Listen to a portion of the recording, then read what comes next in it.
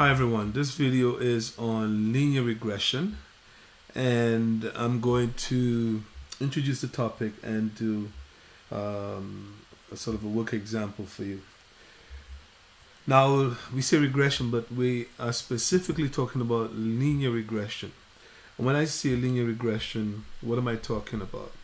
In this case, we will deal with the idea that we can express a value such as say y as a function of another variable x, and that function is a linear relationship. So when we express y as a function of x using a linear relationship, we say we regress y on x, and because it is a linear function, then we refer to it as linear regression. So the function basically looks something like this. Y is equal to a function of x, but then if we express it as a linear function, it will have the form mx plus b. And you may recall that from high school days and so on. Now, in the context of statistics, what happens is that we don't have a perfect line necessarily, but we may have a relationship between two variables that seem to look like we could fit a line to it. In other words, there is some kind of trend or this linear relationship between them. So what will happen essentially is that y is a random variable, x is an independent variable, and there is some kind of relationship between x and y. So for example, if x is interest rate,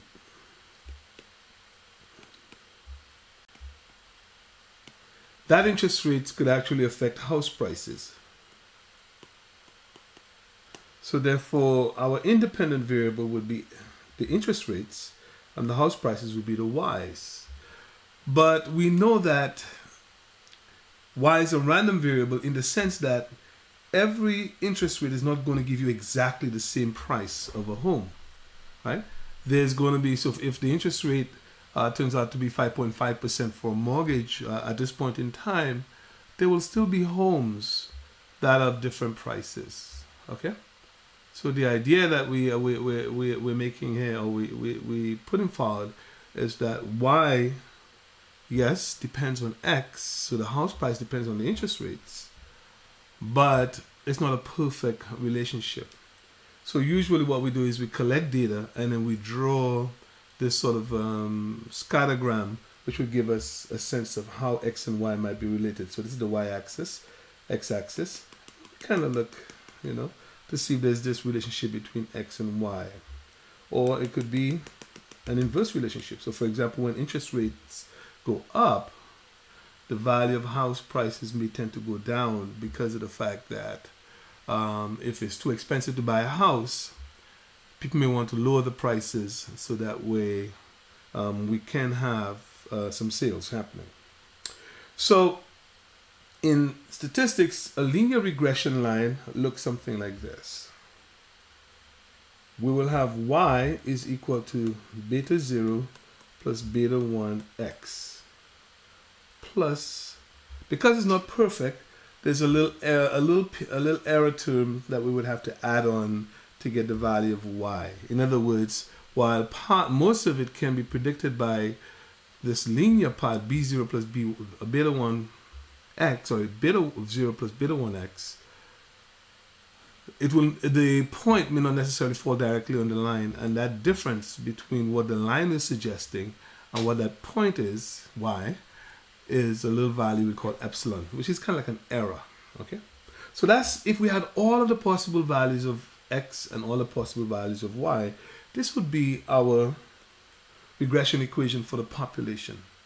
But of course, we're not going to have all the possible values of x and all the possible values of y. So typically what we do is we take a sample, and that sample we use to give us an estimate of what that regression line is, or what that relationship is. And much the same way that we take a random sample, observe x bar, n, and s, and we do estimations of the population mean, well, we will take a sample of x and y values that are related, of course, that are connected, and then see if we could fit a relationship. If we're going to fit this relationship that it will estimate the population one value for us, the relationship tends to look like this. So it will be y hat is equal to b0 plus b1x. And the reason why we say y hat, because y hat is the estimate or the prediction of y. So y hat will estimate y. And then of course these coefficients b0 will estimate for us beta 0. And then b1 will estimate for us beta 1. All right? And so if we could get from our sample data these coefficients, b0 and b1, we could actually do predictions of the y values using that information. So we will actually use what we call a least squares line, and I'll explain that as I go through the example for you. A least squares line, which means a line that gives us a straight line that minimizes the sum of the squared errors from the actual values. So the line will give us a prediction, there will be an actual value, and the difference between them will be an error. So if we can minimize the sum of those squared errors, then that would be our least squares line. All right? So let's take a look at a problem, and then we could put all of this in context. So here's a problem that I started earlier with you in class. And we were looking at a sample of second-year business students, and then we were asking the question, is there a relationship between the amount of time that they spend studying in the week before the exam and the actual mark that they get on an exam? So just before exam, students will study. So how many hours do you study in that week just before the exam? And then what is that mark that you're going to get? And is there some kind of relationship between those two things? And I think that, we may want to argue, yes, there should be a relationship between X and Y. So we would actually put it down like this. Our exam mark, or the exam percentage, is equal to B0 plus, or beta 0 plus beta 1 times the number of hours. Let's use the actual term for the problem. So it will be time hours, put that in bracket, that's our X, plus epsilon. But of course, if we're doing a prediction, then we would have to say exam, right? Predicted value is B0 plus B1X, right? And I'm saying X here, but X should really be hours. I tend to float back and forth between the two values. So hours, H-O-U-R-S, hours. Now, how do we get the coefficients for this line? We're going to talk a bit about that. But before we go there, first thing we want to do is give you a couple of formulas that we're going to use with the example I just showed you. The first thing we want to be able to show is are X and Y, or hours and exam mark, are they correlated? And so we could measure the correlation using this formula. If it is population or sample, we could use this very same formula. So we would have in your text, the formula that is given to you in the textbook is that rho is correlation coefficient. Correlation coefficient for the population.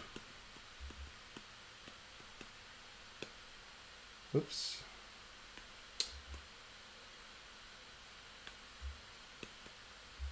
So that's the correlation coefficient for the population. And then of course, if it is a sample that we have, then we represent it by R. And we know that rho or R will lie between -1 and +1. When rho is +1 or -1, we have a perfect relationship. If it's -1, the relationship between X and Y are perfectly negative. What we mean by that is when the value x goes up, y goes down, and vice versa.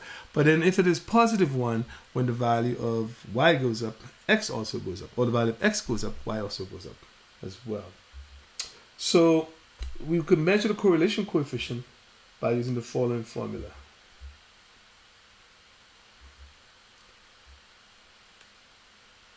So rho R, rho for population, R for sample, will be given by SSXY over the square root of SSX times SSY.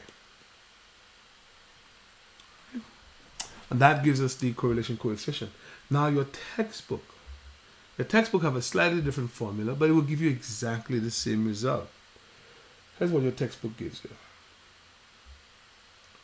The textbook suggests that rho, if it is, let's say, rho in population in this case, then it is the covariance of x and y divided by the standard deviation of x times the standard deviation of y. And then, of course, if it is sample, if it is R, there will still be covariance of x, y, but now it's divided by the standard deviation of x times the standard deviation of y. In other words, we just replace population values by sample values. But it's easy to show that those two things are exactly the same, and that this formula right here requires less computation. So I strongly recommend that we use this formula. This formula is on your formula sheet. All right. So that's the correlation coefficient that we're going to do. Then the second thing we're going to do is find the coefficients of a regression line. If we want to fit a regression line, that regression line is a least squares line. And so we'll need the coefficients. We start off with the slope first. It turns out that through calculus and so on, we could show that the slope will be SSXY divided by SSX. And you might be asking me, what is SSXY and what is SSX? Well, we're familiar with SSX and we're familiar with SSXY from the calculation of covariance. All right? But I will still repeat those here so that you will remember it. And then it turns out that for us to find the intercept, we need the line, and we need a point on the line. It turns out that one of the points on that least squares line passes through x bar, y bar. In other words, the mean of the x and the mean of the y. The line passes through this. So what will happen is that we'll have y bar is equal to b0 plus b1 x bar. If the line passes through x bar, y bar, we have that expression.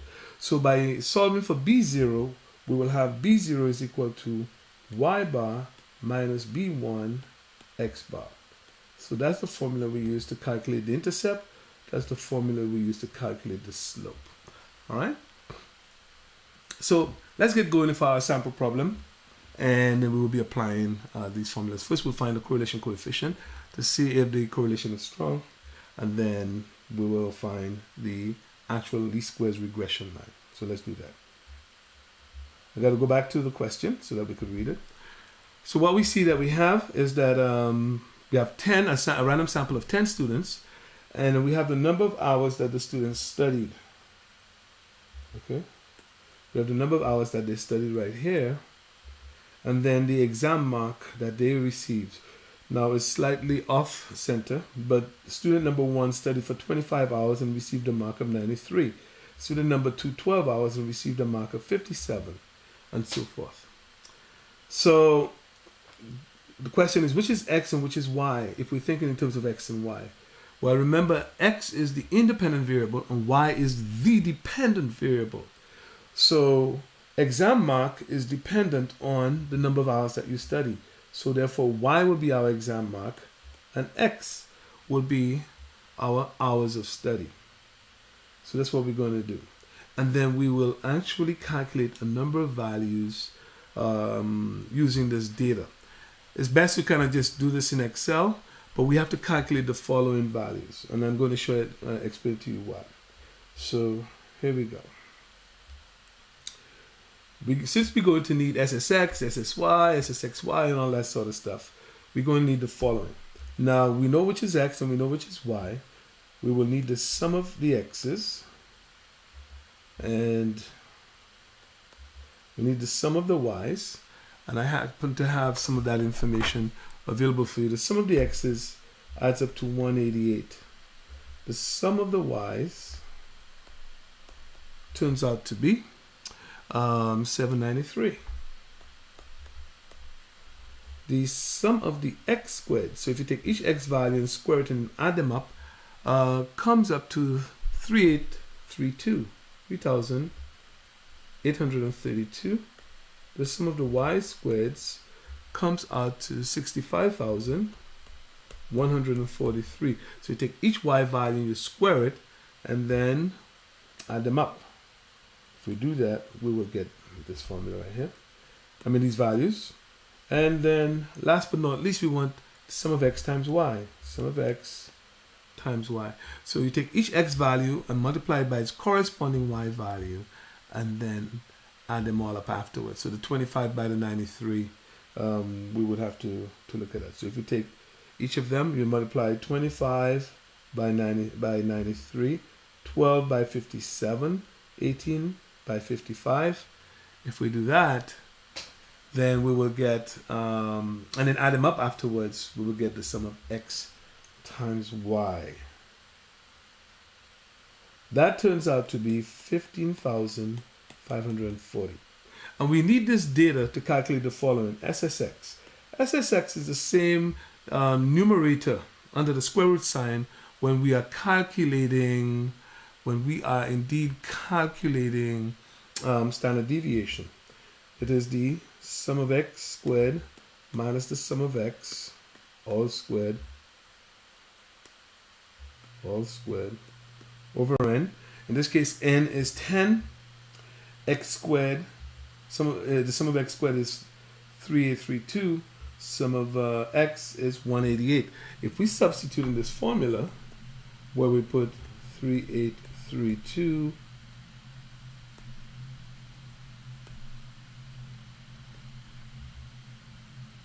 minus 188 squared over 10, then we'll get the following value. The SSX will be 297.6. 297.6. And then if we continue with our formulas, SSY, then SSY is sum of Y squared minus the sum of Y all squared over n. But then what's the sum of Y squared? Is 65,143, and then sum of Y is 793 squared over 10. That gives us an SSY of 2258.1. 2258.1. And then SSXY is actually the sum of X times Y minus the sum of X times the sum of Y over n. That turns out to be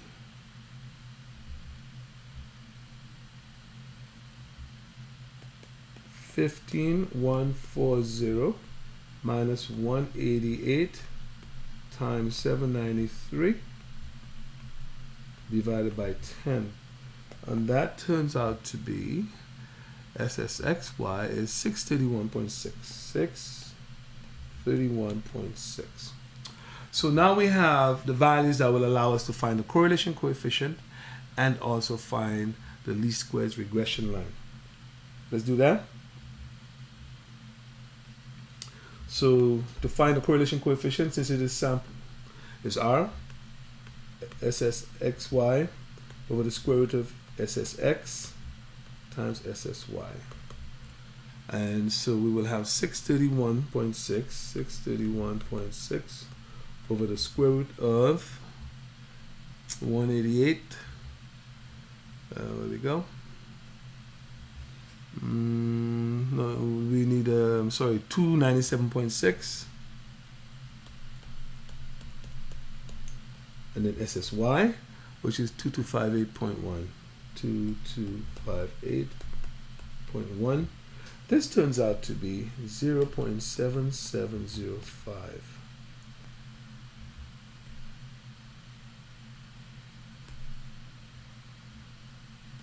0.5, okay?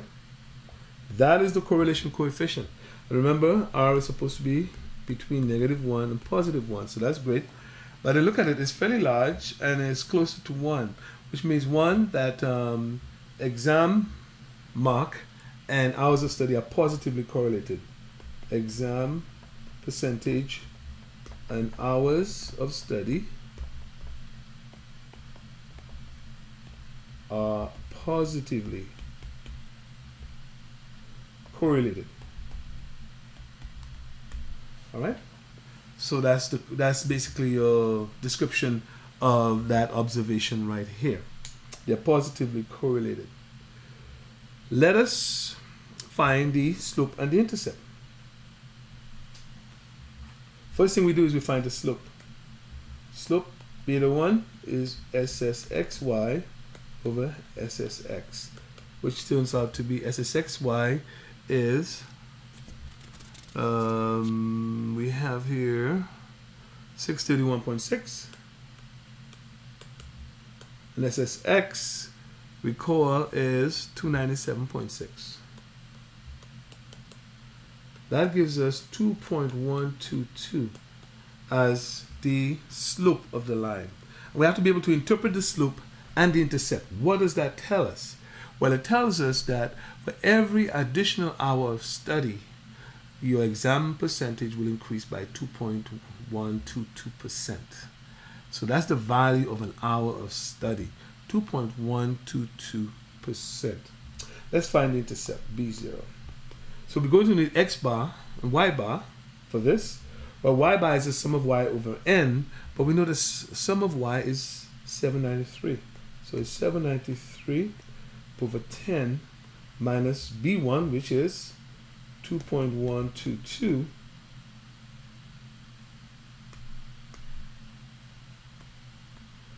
times X bar, which is 188 over 10. And we end up with 39.40%. Right? So that's our intercept.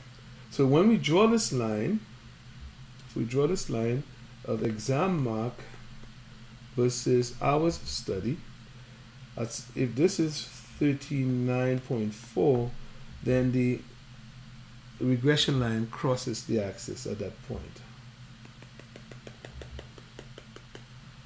Okay, that is the intercept right here, and then the slope, which we know is rise over run, is 2.122. 122. All right, so that is the slope of that line. So we could write our equation, our least squares line, as follows. Exam percentage is equal to 39.4 plus 2.122 hours of study. But I have to put a hat here because I'm predicting the exam percentage. And so what does this tell me? It tells me that my intercept, one of the ways to think about it, if I don't study at all, if X is 0, that is the mark that I will get. So maybe that's my base knowledge or my base performance level. But then the slope, as we say, says that for every additional hours of study, your exam mark will go up by 2.122%. So each hour of study, additional hour of study, is worth 2.122%. So we now have the regression line, and then we found the correlation coefficient over here. There's one more thing I want to find, which is something called the coefficient of determination. Coefficient of determination. So the coefficient of determination is just the square of the correlation coefficient. So it's rho squared or r squared. So rho squared for population, and then r squared for sample. All right, coefficient. So what is coefficient of determination? What does it tell us? Well, it tells us the coefficient of determination is the proportion or percentages of the variation in y that can be explained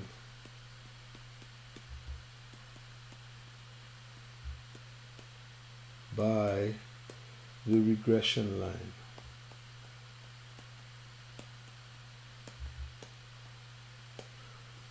So it will tell us what percentage of that total variation is being captured by that regression line.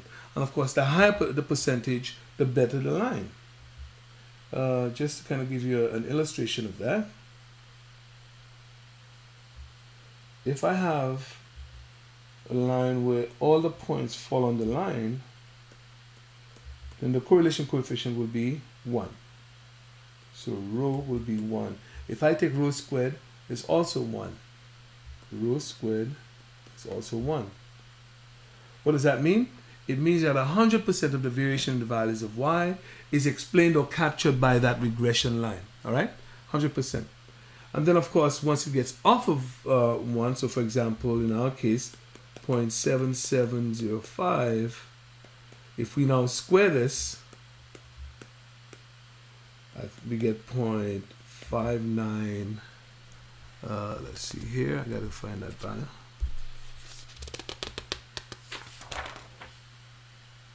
We will get a different value, 0.59. I'm searching for it. Coefficient of determination. But I may have to use my calculator. Okay, I don't have it, but I know it's almost 60%, right? I think it's 0.5981, something like this. So this where's my calculator? I can't find it, but that's all right. So this tells us that this regression line will capture about 60% of the variation in the values of y. So in other words, this line will explain about 60% of the variation in the exam marks. All right, and that's not bad at all. This is actually pretty good. So we started off by first looking at whether or not exam mark and hours of study are correlated. So we found the correlation coefficient. We mentioned that the correlation coefficient measures the strength of the linear relationship between two variables, an independent variable and a dependent variable. And so if the values vary between -1 and +1, the closer they are to the edges, 1 and -1, the stronger the relationship. The closer it is to 0, the least strong is the relationship. In this case, we have an R value of 0.77, which is getting close to 1. And so therefore, we could say that there's a strong relationship between exam mark and hours of study, which should make sense. The more you study, the better your mark will be. And then if we square that value, we get almost 60%, which means that the regression line that we fitted to the data will capture about 60% of the variation in the values of y, which is our exam marks. And then last but not least, we actually fitted the regression line, which is a least squares line. And what we mean by a least squares line is this idea, that if we take our actual value y, and we take our predicted value for that y, that's an error. We call that an error. The error in our prediction, the difference between the two, because they're not always going to be the same. If I square that, then I basically am squaring the errors. Now, if I try to add all of the errors, if I didn't square it and I just added them up, negative errors would cancel out positive errors. So I don't get a sense of the deviation. But if I square them, I get rid of the negative signs, and if I add them all up, this becomes the sum of the squared errors, SSE, just like ANOVA, sum of squared errors. So the regression line that we want to fit is a line that will minimize the sum of the squared errors, because remember, the prediction is going to lead to an error, but we want to be able to minimize the sum of the squared errors over all of our predictions. And the way we do that is now we have to do some differential calculus, where we'll differentiate this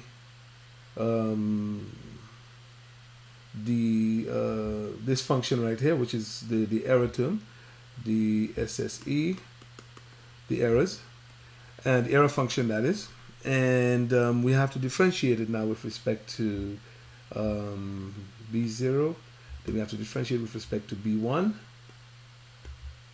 dB1. And when we differentiate it, what happens is we equate the values to 0, because remember, if you look here, if you look at this,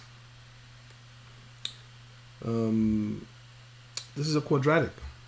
So basically what we will do is we will solve, I'm sorry, I said we do partial derivatives. So we have to differentiate the function. And when we differentiate it using partial derivatives, we end up with the values that we found for B1 and B0, all right, the least squares line. We're not interested in the calculus, so we don't have to worry about that.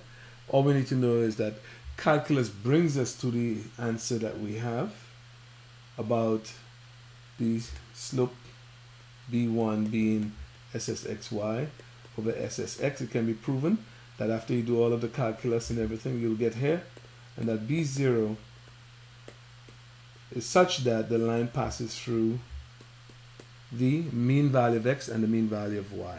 All right, so that's what we got. Good. So we'll stop with this, which will just introduce us to basically fitting the regression line, the correlation coefficient, and the coefficient of determination. In part 2, we will look at how we will do a t-test for correlation and a t-test for the slope of the regression line.